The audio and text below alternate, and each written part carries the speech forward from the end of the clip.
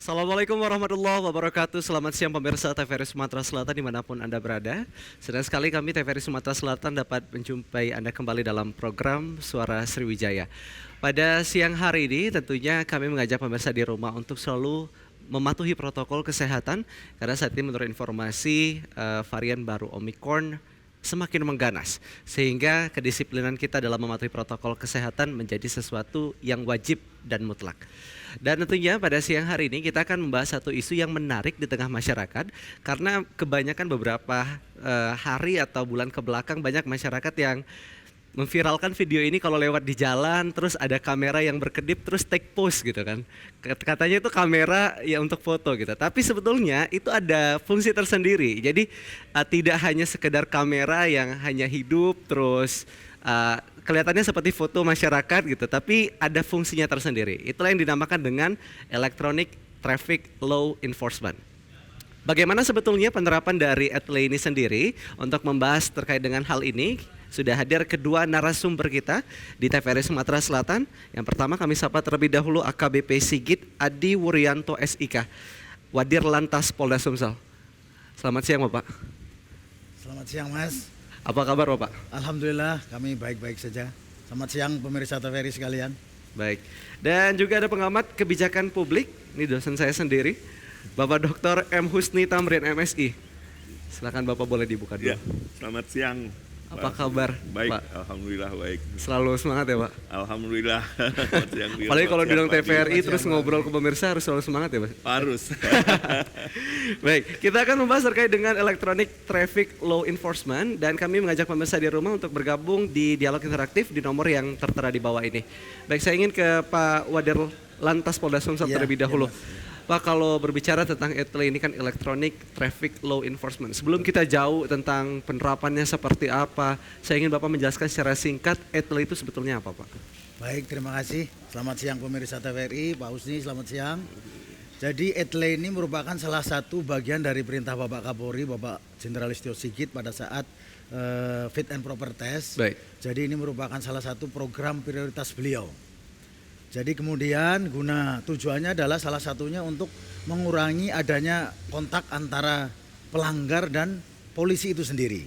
Supaya tidak terjadi hal-hal yang sering sudah diketemukan atau ditemui di lapangan adanya penyalahgunakan wewenang. Untuk itulah diterapkan penegakan hukum secara elektronik atau ETLE ini yang salah satunya di Sumsel sudah akan segera diterapkan dan sekarang masih dalam masa sosialisasi. Dan kemudian saya informasikan juga kepada masyarakat bahwa kadang ada salah antara e-tilang dan ETLE itu sangat berbeda Mas. Oh baik, jadi berbeda. Dua hal yang berbeda? Dua hal yang sangat berbeda. Kalau ETLE itu adalah penegakan hukumnya yang secara elektronik, tidak menggunakan manusia tetapi menggunakan sarana berupa kamera. Nah kalau e-tilang sendiri adalah cara mekanisme dalam hal pembayaran. Baik. Dalam ETLE itu juga ada pembayaran secara elektronik ada di situ juga. Dan apabila ada masyarakat yang ditilang secara manual oleh petugas Polri yang di lapangan juga membayarnya secara elektronik tilang. Baik. Itu. Jadi berbeda. Baik. Apakah tadi setelah diterapkan ETLE, e-tilang tetap masih diterapkan secara linear berbarengan? Kalau itu harus berjalan bersama-sama. Karena tidak semua kamera berada di semua titik ya Pak ya? Iya, karena e-tilang itu adalah cara pembayarannya Mas. Cara pembayaran dendanya, cara membayar dendanya. Kalau ETLE-nya adalah cara menegakkan hukumnya kepada para pelanggar. Oh baik, jadi kedua hal berbeda. Ya, nah pada saat misalnya sudah kena pelanggaran dan tercapture kamera ETLE, proses pembayarannya menggunakan secara elektronik tilang. Jadi secara bersamaan. Tadinya kan ditilang oleh polisi yang petugas, kemudian membayarnya secara elektronik tilang itu. Nah sekarang ada lagi penegakan hukumnya secara ETLE, pembayarannya juga secara elektronik tilang. Baik, berarti transparansi terus juga akuntabilitas udah pasti terjamin. Itulah ya Pak? Tujuan dari Bapak Kapolri kita, tujuannya adalah akuntabilitas dan transparan, mengurangi antara pertemuan antara petugas dan si pelanggar itu sendiri dan nantinya akan tujuannya tidak ada penyalahgunaan wewenang di lapangan. Betul. Baik, saya ingin ke pengamat kebijakan publik terlebih dahulu Pak. Dengan penerapan ETLE ini kita ingin melihat dari persepsi masyarakat terlebih dahulu. Ini kan kalau seandainya penegakan tilang itu kadang menimbulkan kecurigaan. Curiga katanya polisi yang menyalahgunakan wewenang, tapi terkadang masyarakat yang meminta untuk dibantu. Nah, ya, jadi ada kebijakan ETLE ini, apa tanggapan yang positif dari masyarakat Pak? Ya, pertama ya dengan ETLE itu suatu yang keniscayaan lah bagi saya ya. Artinya seiring dengan perkembangan zaman, penegakan hukum yang sifatnya rutin itu ya sedapat mungkin ya dengan sistem ya, antara lain cara sistem itu dengan menggunakan elektronik gitu ya. Sehingga aspek judgement manusianya itu semakin rendah gitu kan. Nah, pertimbangan hukumnya kan nanti di pengadilan kan. Sehingga waktu petugas itu ya semata-mata ya hanya sekedar menjaga, tapi penegakan hukumnya berdasarkan etlenya. Jadi itu suatu yang keniscayaan, itu yang pertama. Nah, tapi yang kedua, persoalan kebijakan itu kan nggak bisa berdiri sendiri ya. Nah, kebijakan itu kan tergantung juga pada kontennya, isi kebijakannya apa, konteksnya, bagaimana kondisi sosial kultural, ekonomi, politik segala macam. Kemudian bagaimana proses perumusan kebijakan, proses pembuatan kebijakan, dan terakhir itu para aktornya. Bagaimana para aktor-aktornya siap nggak gitu. Ini juga menjadi persoalan. Dari polisi siap, tapi bagaimana dari kejaksaannya, bagaimana dari pengadilannya. Jangan sampai nanti ada bagian yang tidak siap ya Pak. Kemudian juga dalam sistem pembayaran misalnya. Pembayaran bagaimana dengan kesiapan. Karena begini, misalnya kita lihat pada ATM, misalnya ini saya kasih contoh aja. ATM itu semakin lama menurut data yang dikeluarkan oleh Bank Indonesia, semakin lama, semakin tahun, itu menunjukkan angka penurunan ATM. Jumlah ATM itu bukannya bertambah, tapi menurun ya. Karena seiring dengan asumsinya peningkatan kegiatan masyarakat yang menggunakan digital wallet ya, dengan elektronik, uang elektronik gitu kan, sehingga menggunakan ATM menurun. Tapi persoalannya jumlah uang elektronik yang meningkat sekarang sekitar 150 jutaan lebih gitu. Tapi apakah semua pelanggar katakanlah bukan pelanggar ya istilahnya, itu adalah compliers ya, orang-orang yang harus mematuhi peraturan lalu lintas semua punya ATM nggak itu juga, atau semua punya uang elektronik? Nanti akan itu yang masalahnya. Sehingga memang ini kerja berat dari polisi. Nah, tapi dalam satu hal saya pikir ini sudah harus kita apresiasi. Gitu. Baik, jadi memang ada satu kondisi yang kita harus memastikan masyarakat juga bisa ikut serta, ya Pak ya, dengan mereka mempunyai cara pembayaran elektronik seperti tadi yang Bapak katakan. Baik, saya ingin ke Pak Wadirlantas lebih dahulu, Pak. Dengan adanya penerapan etle ini sendiri, apakah nanti tidak akan ada lagi penilangan yang dilakukan polisi secara manual seperti itu? Tetap ada Mas. Tetap ada. Karena kamera etle yang ada di Palembang ini tidak bisa menjangkau seluruh kota Palembang. Sementara ini kita baru bisa untuk Polda Sumatera Selatan baru ada 9 titik. Dan nantinya akan dikembangkan lagi ditambah menjadi 4 lagi insya Allah menjadi 13. Baik. Tentunya dengan seluas kota Palembang ini tidak akan bisa. Jadi tindakan penegakan hukum oleh personil Polantas yang ada di lapangan tetap dilaksanakan. Baik. Kenapa Pak tidak dilakukan langsung sekali banyak gitu kamera? Untuk pembiayaan yang sangat besar untuk itu masalah utamanya ya Pak? Itu permasalahan utama bahwa untuk mewujudkan etle dalam suatu provinsi sekarang ini aja biayanya cukup besar. Baik, sebelum menentukan titik mana yang harus dipasang etle seperti itu, apa yang diuji atau dipertimbangkan? Jadi sudah ada di survei dulu terhadap lokasi-lokasi yang memang rentan ataupun banyak terjadi pelanggaran Mas. Jadi itu yang menjadi prioritas. Nantinya juga ada, kita tinggal menunggu penerapannya saja, ada etle mobile. Jadi kamera itu ada di kendaraan, ada salah satu mobil kita Pak. Kemudian nanti dia berkeliling-keliling untuk berpatroli. Kalau apabila ada pelanggaran, kamera itu otomatis akan mengcapture si pelanggar. Baik, jadi jangan sampai nanti kalau saya ditilang polisi, oh saya tidak salah Pak, tapi ada bukti ya Pak ya langsung ya? Lah itu ada mekanismenya. Masyarakat kalau saya perlu jelaskan sekarang, saya jelaskan bahwa dari mekanisme dari etle sendiri adalah kamera yang digunakan adalah kamera yang cukup super canggih. Jadi metodenya adalah mengcapture sistem yang ada adalah ANPR atau Automatic Number Plate Recognition. Jadi apabila salah satu masyarakat menggunakan kendaraan kemudian melanggar, si kamera itu akan otomatis mengcapture pelanggaran yang ada 9 macam pelanggaran itu. Salah satunya seperti tidak menggunakan seatbelt, menggunakan handphone, ada 9. Itu dia akan mengcapture si pelanggar itu. Baik. Kemudian dari capture itu tidak dikendalikan kita. Capturean itu si kamera itu sendiri yang mengcapture otomatis. Kemudian mengirim data hasil capturannya itu kepada back office kita yang ada di Lantas. Kemudian di situ ada petugas kita. Petugas kita adalah yang memverifikasi apakah itu yang di capture itu betul pelanggaran atau bukan. Karena dikhawatirkan seperti contoh pelanggaran penggunaan handphone pada saat mengemudi. Tentunya misalnya orang garuk-garuk kepala misalnya. Ternyata seperti ini kan, ternyata dia hanya garuk-garuk kepala.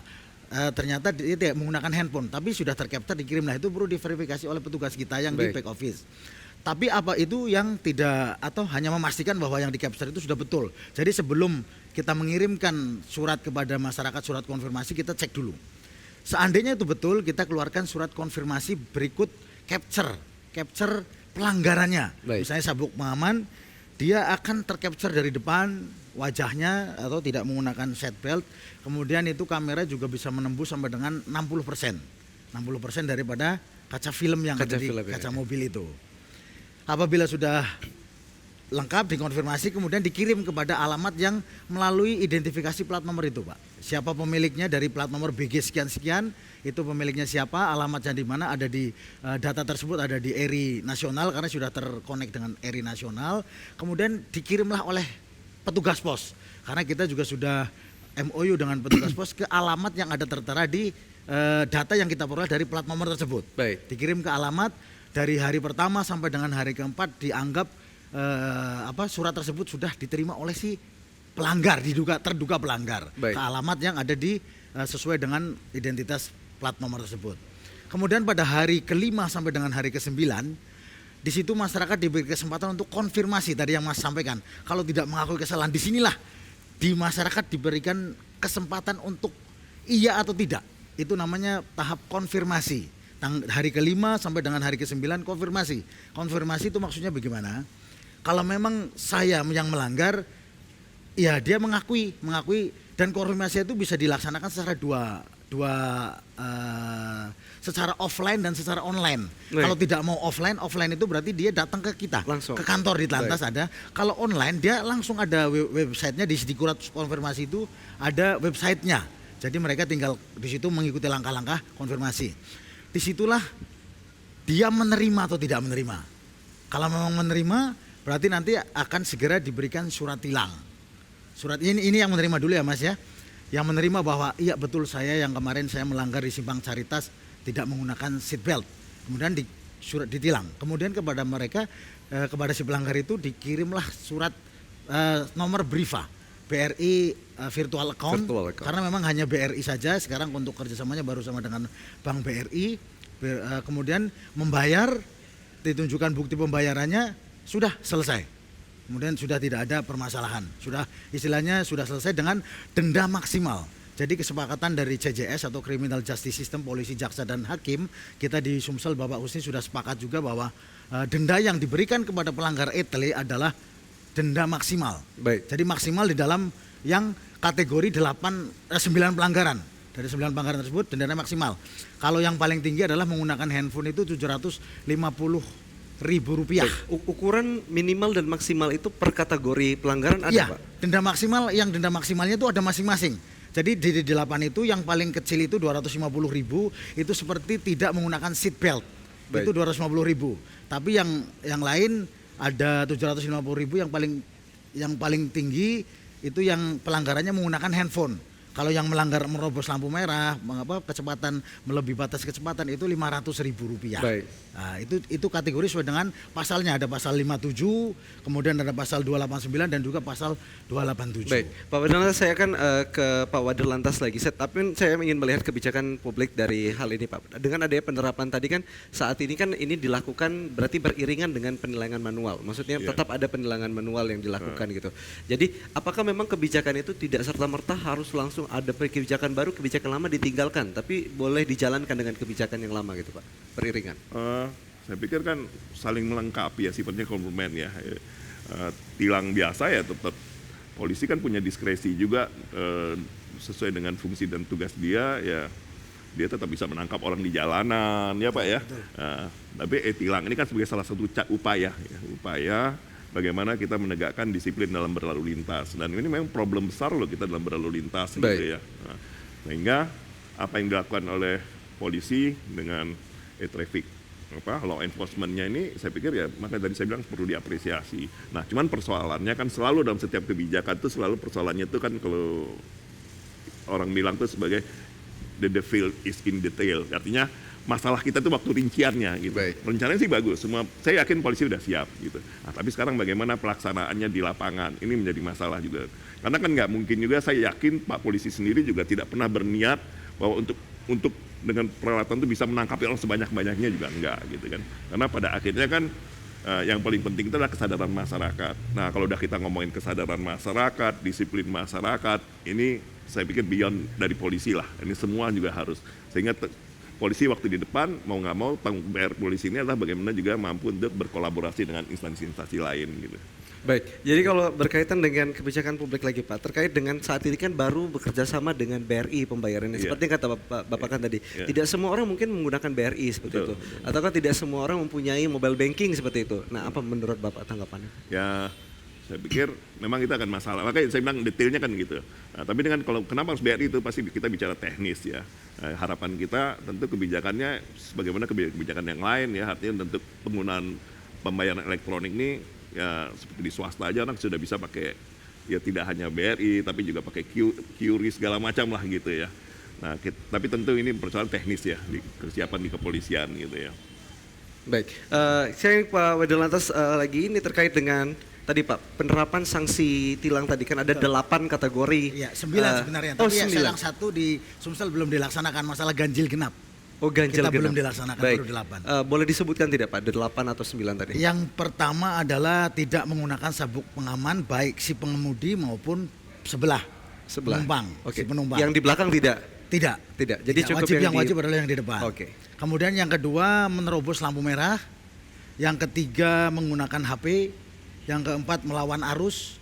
Yang kelima melanggar garis marka. Yang keenam tidak menggunakan helm. Yang ketujuh melanggar kecepatan maksimum. Kemudian yang kedelapan melanggar rambu atau marka. Yang kesembilan pelanggaran aturan ganjil genap, tapi di Sumsel kan belum ada. Baik. Jadi kita baru 8 yang sudah tersistem atau ada di dalam kamera etel itu sendiri. Pelanggaran yang lain ya akan ditindaknya oleh petugas yang ada di lapangan. Baik, kalau terkait dengan penggunaan HP tadi yang Bapak katakan tadi kan ada yang memang tertangkap kamera dia mungkin garuk kepala tapi dianggap oleh kameranya dia menggunakan handphone HP. gitu. Iya, betul. Tapi kan ada orang yang menggunakan handphone untuk membuka map, Pak, Google Map. Jadi dia nggak tahu jalan nih, dia buka map gitu kan dengan HP yang ditaruh di depan gitu. Ada kejadian juga seperti itu. Apakah itu tertangkap kamera? Kalau rata-rata yang dalam masa uji coba 1 bulan ini, itu rata-rata memang menelpon, tidak untuk menggunakan map gitu kan, tidak. Menggunakan map itu ya menggunakan map kan juga tidak setiap saat kan. Betul. Kan ada suara juga si yang misalnya Waze itu kan bersuara 100 meter tetap jalur kiri atau belok kiri kan ada juga. Kan bisa dipasang tapi tanpa digunakan di sini karena memang yang di sistem atau termemori di dalam kamera itu adalah yang menggunakan handphone di sini. Kalau loudspeaker sebenarnya bisa berarti mungkin tidak tercapture kan gitu, tapi yang menggunakan handphone. Kemudian mungkin menanggapi sedikit dari Pak Husni tadi. Jadi untuk memang sekarang dengan BRI tapi secara yang tidak menggunakan ATM maupun lain bisa datang ke BRI secara membayar secara manual. Baik. Jadi datang seperti mau menabung itu tapi membayar terhadap BRI virtual account itu dengan nomor yang sudah diberikan. Baik. Berarti Pak secara tidak langsung tadi kalau seandainya sudah dikirimkan surat, sudah melakukan konfirmasi, terus dilakukan penilangan, terus dia melakukan pembayaran, berarti kan di situ ada satu tahapan yang dihilangkan dari penilangan manual yaitu mengikuti persidangan. Ada waktu kan kita biasa mengikuti persidangan. Berarti kan sudah tidak ada mereka lagi. Sudah menerima bahwa yang bersangkutan sudah menyatakan kalau saya menerima, saya melanggar itulah bahwa dia sudah menerima bahwa saya bersalah. Jadi cukup dengan pengakuan beliau dengan bukti yang ada sudah pasti beliau harus melakukan pembayaran selesai sudah, tidak ada penyitaan barang bukti, tidak ada. Bukti sidang hanya surat tilang, surat konfirmasi dan capture dari pelanggaran. Kemudian yang tidak menerima, Mas, tadi kan belum selesai. Terhadap yang tidak menerima, misalnya kendaraannya sudah dijual, kan bisa juga, Pak, saya tidak merasa menggunakan itu, motor saya sudah dijual. Berarti kepada si pelanggar itu karena tidak ada melaksanakan konfirmasi, pada hari ke-9 setelah tercapture, otomatis kendaraan yang bersangkutan akan terblokir di Samsat. Terblokir bahwa yang bersangkutan melanggar karena yang dikonfirmasi kan masih nomornya Pak Husni misalnya, Pak, yang menggunakan saya. Surat itu kan ke Pak Husni karena belum balik nama dan sebagainya. Nah, itu nanti plat nomor ya berarti. Iya, plat nomor nanti resikonya kendaraan tersebut akan terblokir. Pada saat pembayaran pajak tidak bisa menggunakan. Pak Wadir lantas kita akan kembali usai jeda pariwara berikut ini, tetaplah bersama kami di Suara Sriwijaya.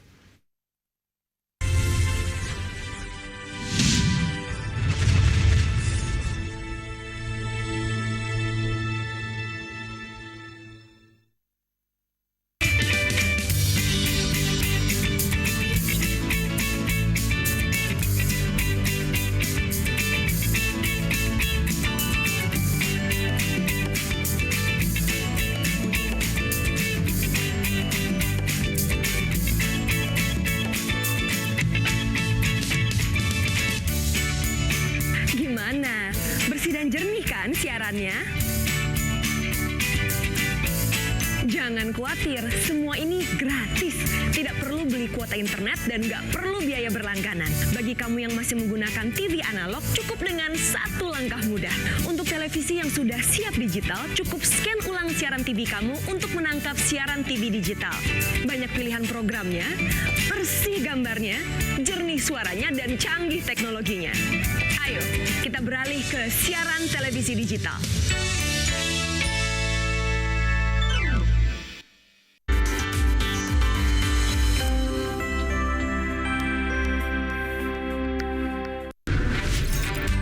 Halo semuanya, aku Modi, maskot TV Digital Indonesia. Aku akan membantu semua orang menuju migrasi TV digital. Di mana? Di siarandigital.id dan call center 159. Ayo semuanya, dukung migrasi TV digital. Bersih gambarnya, jernih suaranya, dan canggih teknologinya.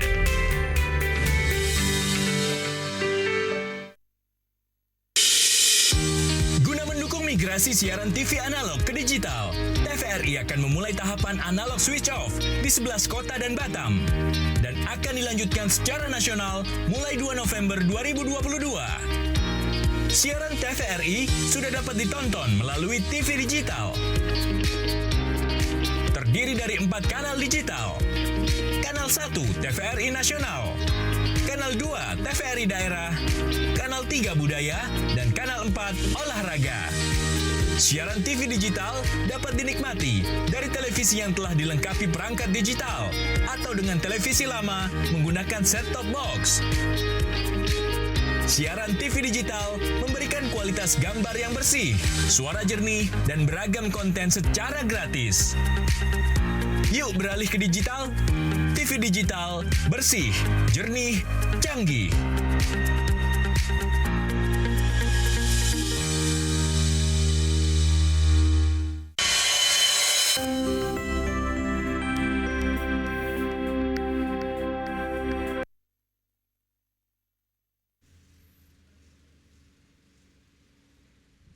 Baik, terima kasih pemirsa, Anda masih menyaksikan Suara Sriwijaya. Dan juga kami ingin mengajak pemirsa di rumah untuk mendapatkan kualitas audio dan visual yang lebih baik. Kami menyarankan kepada Anda untuk menyaksikan siaran kami melalui siaran digital di aplikasi TVRI Klik ataupun aplikasi Intek. Dan bagi Anda pengguna parabola, Anda dapat mengarahkan parabola Anda ke satelit Telkom 4 atau satelit merah putih. Tentunya kita mendukung migrasi ke TV digital. Masih membahas terkait dengan apa itu tilang ETLE, Electronic Traffic Law Enforcement tadi. Saya ingin ke Pak Husni terlebih dahulu. Pak Husni, ini kan kebijakan ini kan sebagai kebijakan yang prioritas. Katakanlah pada saat itu diungkapkan pada saat fit and proper test oleh Bapak Kapolri. Terus dalam hitungan bulan Polri bisa langsung melaksanakan atau menerapkan ini kan. Ini kan kalau bisa dilihat ini kebijakan berarti yang bukan tidak main-main, maksudnya Pak. Ada keseriusan dari pihak Polri yang memang dilakukan dengan tenggat waktu yang cukup singkat, namun sudah semua kota bahkan provinsi katakanlah sudah memiliki ETLE seperti itu. Hampir semua ya Pak. Hampir semua provinsi sudah menerapkan. Kebijakan yang seperti ini apakah memang satu kebijakan yang memang diharapkan oleh masyarakat seperti itu Pak? Terlepas dari persoalan, jadi kebijakan itu nggak selalu harus diharapkan oleh masyarakat, tapi kan kita membuat suatu negara itu membuat suatu kebijakan kan adalah bagaimana untuk membangun negaranya sendiri ya. Baik. Nah, jadi belum tentu kebijakan itu mungkin manis, tapi juga mungkin pahit juga gitu ya. Nah, tapi pertanyaannya tepat nggak tentang ETLE? Jujur saya bilang bahwa seiring dengan perkembangan elektronika, ya, perkembangan teknologi gitu, ya ini memang keniscayaan mau nggak mau gitu. Sekarang misalnya kayak gini, kalau kita tidak mau menggunakan elektronika, berarti kita akan memperbanyak jumlah polisi, gitu kan? Berapa banyak jumlah polisi kita? Padahal studi di dunia, seluruh dunia itu banyak sekali studi-studi di dunia mengatakan bahwa ternyata kejahatan itu tidak seiring dengan pertambahan polisi, gitu. Artinya dengan katanya semakin banyak polisi pertambahan kriminal itu akan menurun, enggak juga, enggak ada bukti yang meyakinkan tentang itu, gitu ya. Nah, sehingga yang paling penting dari polisi itu adalah apa? Ya bagaimana fungsi bisa melaksanakan fungsi dan tugasnya dan berkolaborasi. Fungsi tugas polisi itu apa? Ya Undang-Undang Nomor 2, Pasal 2 Undang-Undang Nomor 2 tahun 2002 itu mengatakan bahwa pertama ya kalau mohon maaf nih harusnya nih Pak Itu kan adalah bagaimana polisi itu mampu punya fungsi dan tugas itu memelihara keamanan dan ketertiban masyarakat, Kamtipmas. Kemudian penegakan hukum, dan yang ketiga itu adalah melakukan perlindungan, pengayoman dan pelayanan kepada masyarakat. Nah, banyak loh fungsi ini, kayaknya sederhana cuma 3, tapi ini fungsi kalau hanya diandalkan kepada polisi aja nggak mungkin. Ini harus semuanya. Dan memang sudah saatnya kita untuk mengajak orang tertib berlalu lintas. Betul. Gitu. Nah, mungkin Kalau dari perspektif masyarakat nih Pak, orang itu menggunakan sabuk pengaman bukan karena dianya takut akan keselamatan diri dia, tapi gunain sabuk pengaman kalau lihat di depan ada polisi Pak. Benar ya Pak ya? Jadi kalau sekarang kan, oh di depan ada polisi, baru siap-siap untuk pakai sabuk pengaman. Tapi dengan sekarang kan ada kesadaran ya Pak ya, yang masyarakat dari rumah, oh udah pasti nih harus pakai sabuk pengaman. Betul ya Pak ya? betul. Ya, artinya kan maksudnya kesadaran itu bukan sekedar bahwa kita harus menjadi orang baik, enggak, tapi dalam hidup bermasyarakat kita itu tidak hidup sendiri, sehingga kita itu harus tidak hanya toleransi tapi respect kepada orang-orang, termasuk di jalanan gitu. Seperti sekarang kan, orang kan ego sekali kan, seperti Vio ingin menyeberang di sini. Waktu Vio mau nyebrang, mobil bukannya ngerem malah ngegas gitu kan. Mobilnya udah lewat, motor lewat lagi kan. Nggak gampang loh seberang di jalan depan TVRI ini kan. Betul. Tapi kalau tidak ada bukti dengan ada penilaian elektronik tadi, juga tidak ada bukti yang bisa meyakinkan ada siapa yang salah, siapa yang betul ya Pak ya. Biasanya ini ke Pak Wadirlantas terlebih dahulu. Ini kita akan ingin mengupas sedikit Pak, kecanggihan dari kamera itu sendiri. Walaupun tadi sudah dibahas, bagaimana dia menembus sampai 60% kaca film dari mobil yang ada. Betul. Terus dia melihatnya hanya fokus ke plat nomor atau ke whole body dari mobil itu sendiri Pak. Baik, jadi kecanggihan kamera high vision ini yaitu salah satunya bisa bekerja secara otomatis sesuai dengan yang sudah diprogram pelanggaran-pelanggaran apa yang akan di capture oleh mereka. Kemudian kalau fokusnya tetap kepada kepada si pengendara ataupun si mobil itu.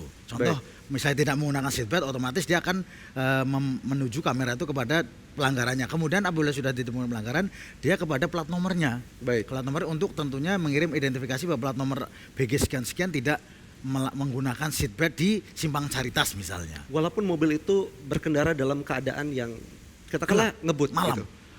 Kalau ngebut nanti akan terkena batas kecepatan dalam kota maksimal 50 km per jam. Baik. Ya. Jadi kalau seandainya dia kecepatannya lebih dari 50 km per jam, ada juga pelanggaran batas kecepatan. Iya, di batas kecepatan ada juga 50 km per jam. Tapi kalau yang seatbelt itu kan memang di kamera itu kan ada 2 jenis, yaitu e-police. E-police itu di kita ada 2 titik di simpang Caritas dan simpang 8 Ulu. Itu yang di polisi itu yang ada di persimpangan. Kemudian ada 7 titik lagi yang checkpoint itu ada di beberapa titik seperti di Jalan Burian, kemudian Sukamto, Ahmad Yani, Camat Jenderal Sudirman, itu ada 7. Itu ya kepada pelanggar-pelanggar tersebut akan tercapture walaupun dengan kecepatan bisa tetap tercapture-nya sangat luar biasa. Kecepatan berapa tidak bisa tercapture. Kenapa ada 2 jenis kamera yang berbeda Pak? Karena itu hanya istilah saja. Yang di persimpangan itu e-police, kemudian yang di jalan lurus itu namanya kamera checkpoint. Tentunya terhadap pelanggaran. Kalau e-police tujuannya misalnya orang melanggar lampu merah, nah itu tugasnya kamera e-police karena di persimpangan. Kalau yang di checkpoint dia tidak, kategori pelanggarannya pun sudah ada. Jadi masing-masing pelanggaran. Jadi masing-masing pelanggaran sudah ada. Sudah ada di dalam kamera itu fungsinya masing-masing. Baik, kita ingin membahas terkait dengan sanksi tadi yang sudah dikatakan tadi Pak, bahwasannya ada sanksi minimal dan maksimal dari masing-masing kategori. Iya. Kira-kira boleh diberikan kepada masyarakat informasi maksimal ataupun minimal dari sanksi tersebut? Kalau sanksi yang maksimal adalah sanksi yang tertuang di dalam pasal-pasal pidana yang pelanggaran yang ada di Undang-Undang Nomor 22 Tahun 2009 yang mengatur di situ. Jadi terhadap para pelanggaran yang tercapture kamera etle, penerapan pasalnya adalah sanksinya adalah denda maksimal.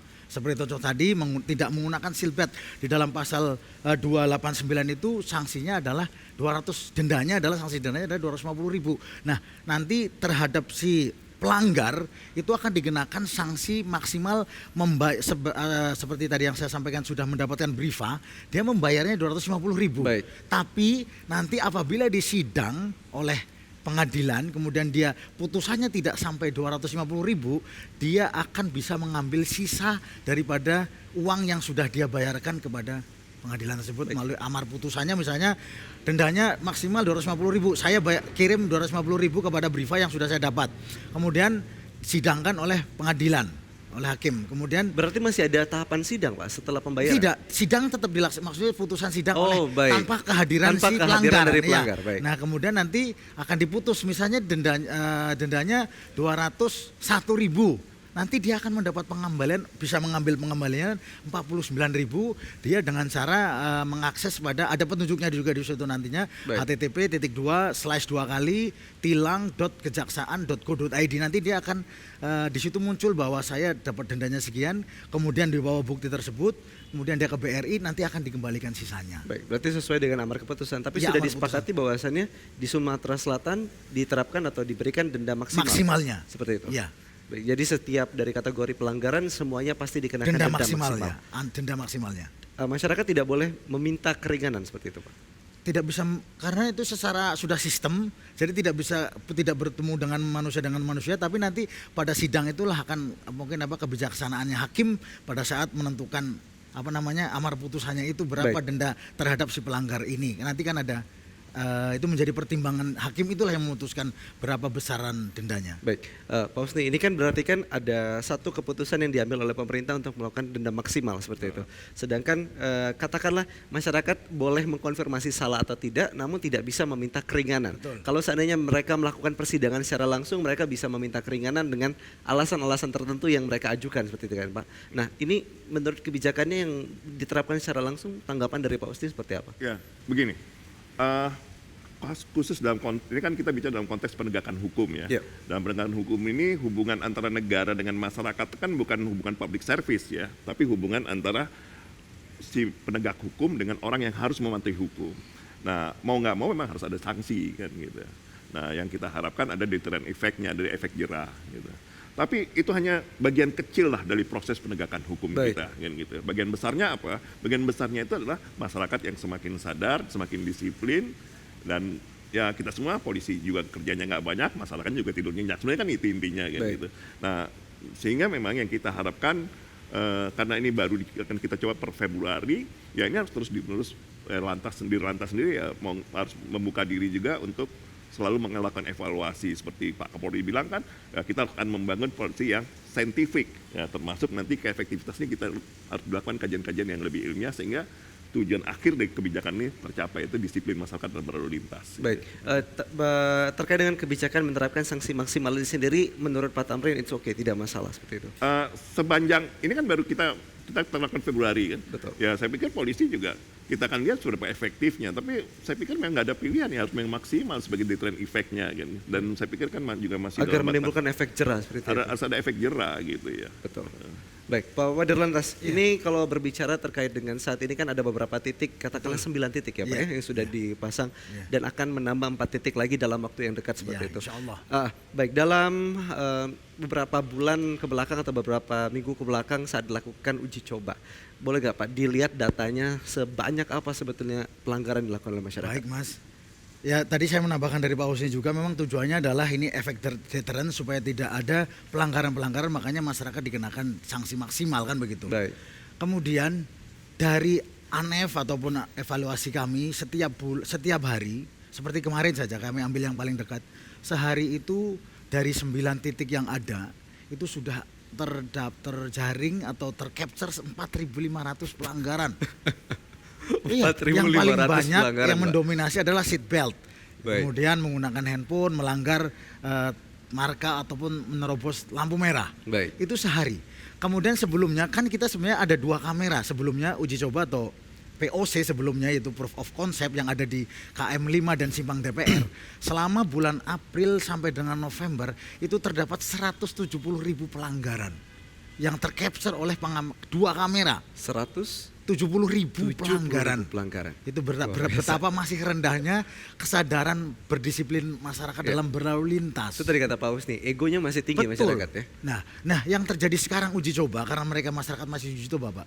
Ada juga yang masyarakat sengaja di dalam kamar itu mungkin di pembukaan awal itu kamera ada betul yang action gitu. Iya, betul. Sengaja dada itu tercapture gitu, dia pelanggaran seatbelt misalnya. Tapi dia sengaja, memang dia sudah tahu mungkin ya, tapi mungkin tahu juga sekarang masih kemarin Januari masih tahap sosialisasi, tahu tidak akan ditegakkan hukumnya, tidak diberikan sanksi, dia memang betul kata Mas itu. Iya. Dia malah bergaya-gaya dengan dianggapnya itu kamera untuk foto diri ya. Ya, foto diri untuk main-main, mungkin untuk ngeledek Pak Polisi juga kan begitu Mas. Ya kan begitu. Tapi itulah kenyataannya Mas, bahwa disiplin masyarakat kita masih sangat, ya boleh dikatakan ya mohon maaf masih rendah. Yep. Kenyataannya sehari 4.500 pelanggaran, sebulan berarti sekitar itu 9 titik kamera. 9 titik Apalagi kamera. kalau sudah ditambah banyak kamera lagi. Ya semoga sih semakin tambah titik semakin rendah ya Mas. Baik.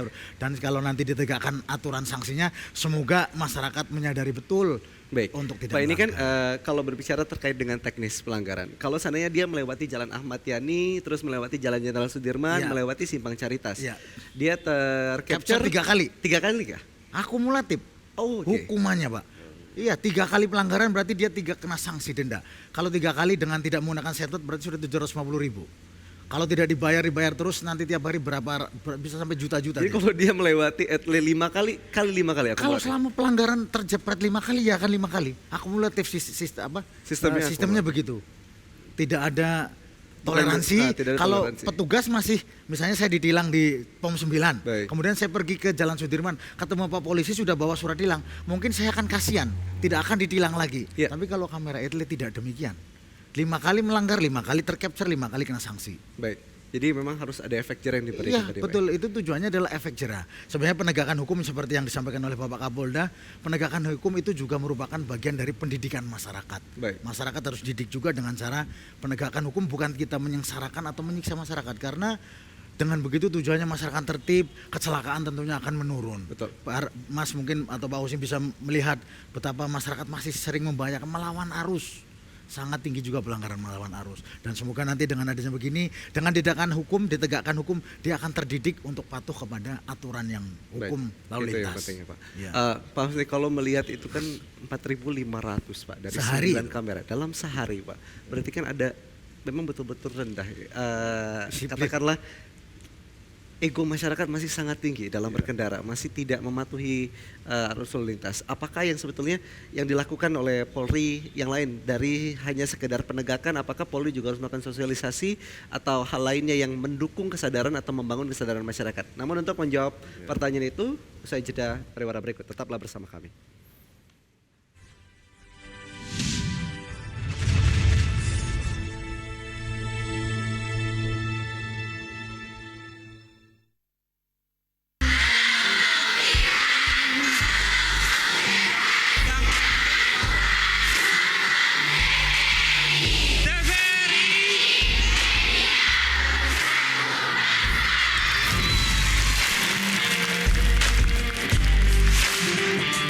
Di masa-masa pandemi kayak gini, jangan lupa untuk rajin cuci tangan ya, Pak.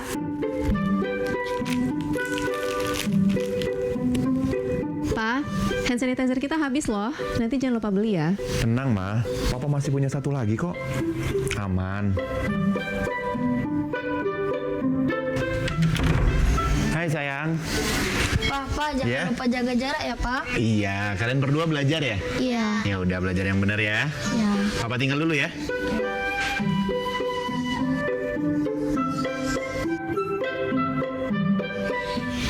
Tuh kan, Pak. Anaknya udah ingetin jaga jarak, maskernya juga jangan lupa dipakai dong. Makasih ya, Ma. Maskerku, maskermu melindungi kita. Mas, Pak, dengan menjaga jarak kita tetap bersatu. Sekarang siapa yang mau pakai hand sanitizer? COVID-19 dapat dicegah dengan 3M, memakai masker, mencuci tangan, dan menjaga jarak. Halo semuanya, aku Modi, maskot TV Digital Indonesia. Aku akan membantu semua orang menuju migrasi TV digital. Di mana? Di siarandigital.id dan call center 159. Ayo semuanya, dukung migrasi TV digital. Bersih gambarnya, jernih suaranya, dan canggih teknologinya.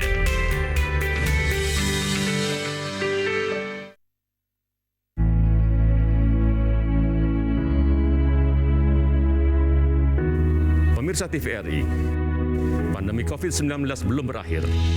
Sesuai anjuran Presiden, kita semua wajib pakai masker. Jangan pernah lepas masker saat bertemu orang lain. Mari disiplin. Indonesia pulih, Indonesia bisa.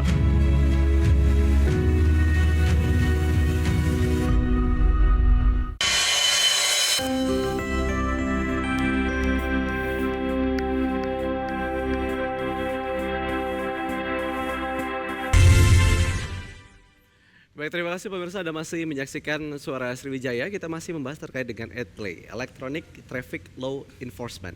Seperti yang saya katakan tadi, tentunya kebijakan tidak hanya ditegakkan maksudnya sendiri saja gitu, tapi harus ada hal-hal yang mendukung dengan penegakan kebijakan ini. Salah satunya yaitu sosialisasi yang harus diberikan kepada masyarakat. Tanggapan dari Pak Husni, hal yang paling tepat untuk dilakukan oleh Polri seperti apa untuk membangun kesadaran masyarakat, Pak? Ya, gini. Jadi kalau kita ngomongin kesadaran masyarakatnya dulu ya, gitu ya. Sebenarnya saya nggak terlalu suka ngomongin karena sekarang kita lagi menyalahkan masyarakat, gitu ya. Padahal masyarakat juga nggak bisa selalu disalahkan kan, gitu. Nah, bagaimana kita meningkatkan kesadaran masyarakat? Jadi orang bilang kan bahwa masyarakat sebenarnya adalah cermin dari kita semua, gitu kan. Perilaku masyarakat di jalanan tuh ya cermin dari kita semua ini, gitu. Betul. Ya. Yang suka menabrak aturan. Nah, sehingga tanggung jawab terhadap pendidikan kesadaran masyarakat ini saya pikir terlalu sederhana kalau kita berikan hanya kepada Polri, lebih dari sekedar Polri. Ini pendapat saya pribadi gitu ya. Nah, semua pihak itu harus membangun kesadaran masyarakat ya. Pemerintah daerah juga harus membangun sampai pada level-level yang terendah. Saya kasih contoh gini. Orang kita itu baik loh sebenarnya ya. Kalau di luar negeri misalnya ya, itu sering kali kan di persimpangan tuh, kalau orang kita pergi ke luar negeri dia pasti selfie atau fotoan di crossing, ya katakanlah misalnya saya kasih contoh misalnya di Shibuya gitu ya, waktu orang lagi melintas rame-rame dia foto selfie. Di kita di mana itu bisa gitu kan gitu, karena kita nggak mau menghargai. Dan ini kan bentuk-bentuk pengendara lalu lintas di kita, pengguna jalan raya kita kan begitu egoisnya, dan ini memang pertanyaan besarnya ada apa? Makanya saya bilang bukan hanya tugas polisi, tugas kita semua lah gitu. Kok tiba-tiba kita tidak memberikan kesempatan kepada pejalan kaki? Anda bisa bayangkan di simpang 5 DPRD gitu. Waduh, susahnya minta ampun itu mau nyebrang gitu ya. Padahal di luar negeri itu bisa jadi spot ya. Dari Palembang Square sampai ke itu bisa tempat jalan kaki. Jadi spot crossroad gitu ya, Pak ya? Iya, artinya kan itu rame-rame orang bisa nyebrang. Jadi wisata malah. Kalau di Shibuya itu malah jadi wisata. Betul kan? Baik, jadi memang harus ada yang dilakukan beriringan dengan penegakan kebijakan tadi ya Pak ya? Iya. Terkait dengan sosialisasi yang melibatkan mungkin institusi pendidikan juga harus penting. Dan harus berkolaborasi. Saya pikir ya, kalau memang kita tetap maunya polisi, ya oke polisi depan sebagai leading sector, tapi kolaborasi dengan yang lain gitu. Baik. Ya. Tanggapannya Pak Sigit. Terima kasih Pak Husni. Jadi betul yang disampaikan beliau, tidak hanya polisi, mungkin pemerintah juga, keluarga. Dari keluarga, dari sekolah kita juga, kita selalu bekerja sama dengan sekolah-sekolah, baik bahkan kita dari tingkat taman kanak-kanak, SD, SMP, SMA, kecamatan sampai juga ke universitas, kita memberikan sosialisasi maupun pendidikan masyarakat tentang tertib berlalu lintas. Sudah kita sejak usia dini. Tapi kenyataannya sebagai contoh kalau keluarga ikut andil, jangan berikan anak-anak kita yang masih mungkin usia masih kecil-kecil, kelas 6 SD, sudah juga. Kemarin ada juga kejadian anggota kita di Jalan POM 9 ini ditabrak juga oleh anak SD yang karena melanggar kemudian ditabrak, sekarang mohon maaf masih dirawat di rumah sakit Bayangkara. Itu salah satu. Orang tua janganlah memberikan sepeda motor kepada anak yang belum cukup umur. Ya karena mungkin mereka belum waktunya, mungkin mereka masih emosinya luar biasa, masih maunya bergaya-gaya. Itu kemohon juga kepada masyarakat, kepada keluarga, didik juga lah untuk berlalu lintas dari sejak dini. Kemudian orang tua juga harus memberikan contoh tertib berlalu lintas. Baik, jadi semua pihak harus terlibat dalam tidak bisa polisi saja. Tidak polisi saja. Kalau polisi saja, berapa jumlah polisi tadi sudah disinggung oleh beliau, berapa sih jumlah polisi di Sumatera Selatan ini, masyarakat kita sudah pastinya lebih banyak. Jadi polisi sebagai leading center, ya, terus didukung masyarakat oleh stakeholder yang lain. Stakeholder yang lain harus mendukung ya. Beliau. Baik, Pak Sigit, boleh sedikit diberikan perumpamaan tadi yang menarik kalau kita berbincang di belakang tadi terkait dengan pembayaran sanksi tadi, Pak. Baik, kalau sifatnya ETLE ini bagi para pelanggar adalah hukumnya adalah akumulatif. Jadi berapa kali dia melakukan pelanggaran dan berapa kali dia tercapture oleh kamera, sejumlah denda sejumlah itu pula yang harus dibayarkan. Seperti contoh mungkin kita anggap aja di lain hari lah. Hari ini kita melanggar tidak menggunakan seat belt, capture kamera 250.000. Kemudian besok tercapture lagi tidak sedang menggunakan handphone 750.000, sudah 1 juta. Kemudian besok melanggar lagi menerobos lampu merah, sudah terkena denda maksimal 500.000, sudah 1,5 juta 3 pelanggaran. Nah, itu seandainya. Itu kalau dia ngelewati 1 kamera etlik. Tidak. Belum lagi kalau seandainya dia ngelewati lebih dari Iya, 1 berarti kamera kalau etlik. semakin banyak dia melanggar itu akan semakin banyak di kamera. Misalnya dia 9 kali melanggar, berarti 9 kali pelanggaran dia. Jadi bisa jadi Pak, sanksi tadi lebih tinggi dari harga motor. Betul sekali. Bisa terjadi sanksi yang harus dibayarkan oleh si pelanggar lebih mahal daripada harga kendaraan itu sendiri. Baik. Jadi tolong kepada masyarakat patuhilah semua aturan. Dan ini kan kamera etle ini hanya masih menindak kepada pelanggaran-pelanggaran yang kasat mata. Kalau tidak menggunakan SIM berarti kan tidak bisa, kamera belum bisa menembus dompetnya dompet ya, si pelanggar belum bisa. Berarti kan masyarakat tertib aturan lah yang masih menggunakan helm, menggunakan sabuk pengaman, jangan menggunakan handphone, jangan melanggar menerobos lampu merah dan sebagainya, tetap menggunakan helm itu dipatuhi supaya tidak rugi. Ya, itu bisa terjadi bagaimana misalnya sepeda motor sudah dijual kepada orang lain, suratnya datang kepada si pemilik pertama, orang itu tidak tahu melanggar, suatu saat membayar pajak akan baru tahu bahwa yang si pemilik kendaraan motor itu melanggar berapa puluh kali dan harus membayar sejumlah denda yang sudah tertera di situ sebelum bisa membayar kepada samsat pajaknya dia. Berarti katakanlah pada saat mekanisme blokir itu hanya dapat diketahui pada saat dia ingin membayar pajak atau tidak? Kalau yang diketahui sebenarnya kita bisa tahu.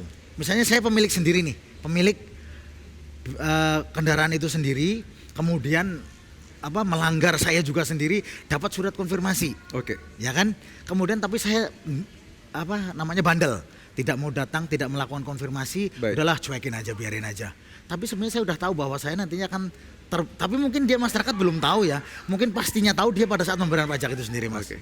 Jadi kalau seandainya masyarakat juga menghindari pembayaran itu, pasti juga pada saat pembayaran karena di surat konfirmasi itu juga sudah disebutkan kalau sudah tidak disebutkan. begini akan terjadi seperti ini gitu. Kalau terblokir apa ruginya? Tentunya kalau kendaraan tidak disahkan dan bagaimana kan nilai jualnya juga akan turun. Itulah kerugian kepada para pemilik yang membandel. Pak Husni, saya ingin Pak Husni terkait dengan evaluasi dari kebijakan ini sendiri. Jadi kan katakanlah ketika kebijakan ini sudah dilakukan, sebaiknya seberapa lama harus dilakukan evaluasi yang melibatkan seluruh stakeholder, Pak? Nggak ada aturan, sebaiknya itu ya secara bergulir ya, secara periodik. Kan ada evaluasi bulanan, triwulan, semester gitu. Dan saya pikir ya polisi pasti melakukan itu ya, ada istilah mereka melakukan ANEF lah, analisis dan evaluasi gitu. Tapi memang yang kita harapkan adalah polisi juga semakin menjadi polisi yang semakin saintifik, sehingga penegakan hukum itu, penegakan aturan itu benar-benar efektif. Yang paling objektif penting bukan subjektif ya berarti ya? Iya, artinya kan kita nggak bicara tentang seberapa besar atau seberapa beratnya suatu hukuman, tapi yang paling penting kan adalah seberapa efektifnya kebijakan. Itu yang paling penting. Betul. Jadi percuma banyak kebijakan kalau seandainya nggak efektif ya, Pak? Iya betul, nggak workable gitu entah apa gitu ya. Jadi percuma ngeluarin undang-undang, tapi penerapannya nggak efektif gitu ya? Iya, jadi sleeping undang-undang. Jadi sleeping undang-undang tertidur. Yang penting efektivitasnya, Pak. Iya. Kalau Pak Tamrin sendiri melihat sebagai pengamat kebijakan publik dari masa melakukan sosialisasi ini, adakah perubahan yang cukup signifikan, Pak? Dari perubahan signifikan belum ya.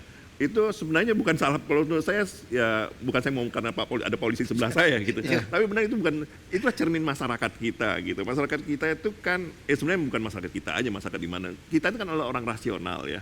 Kalau itu menguntungkan untuk saya, kenapa saya harus melakukan yang menyulitkan gitu. Jadi kalau saya tidak harus berbelok, kalau harus berbelok itu jauh sekali, kenapa saya nggak melawan arus? Itu kan persoalannya persoalan insentif dan disinsentif. Waktu tindakan pelanggaran itu memberikan insentif lebih besar daripada disinsentif, saya akan melanggar. Itu kan rasional sekali menurut saya. Nah, makanya dengan ada tindakan-tindakan seperti dengan bantuan elektronik, sehingga orang diberikan disinsentif kalau melanggar, tapi insentif kalau dia melakukan kepatuhan. Iya. Baik, terima kasih tentunya sudah hadir. Namun saya ingin meminta kesimpulan atau himbauan lah dari Pak Husni dan juga Pak Wadir Lantas kepada masyarakat terkait dengan harus mematuhi ini karena memang kebijakan ini tidak main-main. Jadi artinya jangan sampai masyarakat mengabaikan surat yang datang atau dikirimkan ke pos seperti itu, Pak. Pak Husni terlebih dahulu. Oke, Silakan. baik. Kebijakan elektronik ini adalah kebijakan yang saya pikir patut diapresiasi gitu, apalagi tujuannya itu tidak hanya untuk sekedar menentukan masyarakat, tapi juga untuk menentukan polisinya sendiri, polisinya sendiri, sehingga ini harus kita dukung, dan dukungan gimana ya dengan mari kita tertib dalam berlalu lintas. Oke, baik. Pak Wadirlan, silakan Pak kesimpulan. Penerapan etle di Sumatera Selatan bukan untuk mau menyiksa masyarakat atau menyengsarakan masyarakat, tapi tujuannya untuk memberikan pendidikan dan tujuannya adalah tercipta Kamseltib Sarlantas khususnya di Kota Palembang dan umumnya di Provinsi Sumatera Selatan. Keselamatan masing-masing, tertib berlalu lintas, selain tertib untuk diri sendiri juga akan berguna untuk ketertiban masyarakat yang lain. Mari kita sama-sama tertib dalam berlalu lintas. Dan terakhir Pak, perlu disampaikan juga bahwasannya denda penilangan itu masuk ke kas negara digunakan untuk pembangunan, bukan untuk kepentingan pribadi. Tidak ada untuk kepentingan pribadi. Baik, jadi masyarakat nanti jangan sampai sudah melakukan pelanggaran atau melakukan pelanggaran terus menaruh rasa curiga lagi. Wah, itu uangnya dikemanain gitu kan? Nah itu kita sudah transparan begitu masih ada yang curiga, kita mau nggak tahu lagi Pak, karena transfer langsung kepada BRI melalui Briva itu kan, saya kira masyarakat sudah tahu, tidak akan kecuali kepada Pak Polisi mungkin akan ada praduga, tapi ini sudah langsung kepada BRI virtual account, saya kira sudah masyarakat sudah tidak akan berprasangka yang buruk lagi kepada Pak Polisi. Betul. Jadi tentunya dengan adanya etle ini semoga tidak ada lagi trust issue dari masyarakat kepada polisi, terus juga masyarakat semakin sadar untuk menerapkan tertib berlalu lintas yang lebih baik lagi tentunya. Karena keselamatan kita di jalan raya itu tidak hanya untuk kita sendiri, namun untuk keluarga kita dan lingkungan sekitar kita. Terima kasih telah menyaksikan Suara Sriwijaya mengenai Electronic Traffic Law Enforcement. Terima kasih Pak Husni dan Pak Sigit sudah hadir di sini berbagi informasi. Terima kasih sudah menyaksikan Suara Sriwijaya. Wassalamualaikum warahmatullahi wabarakatuh.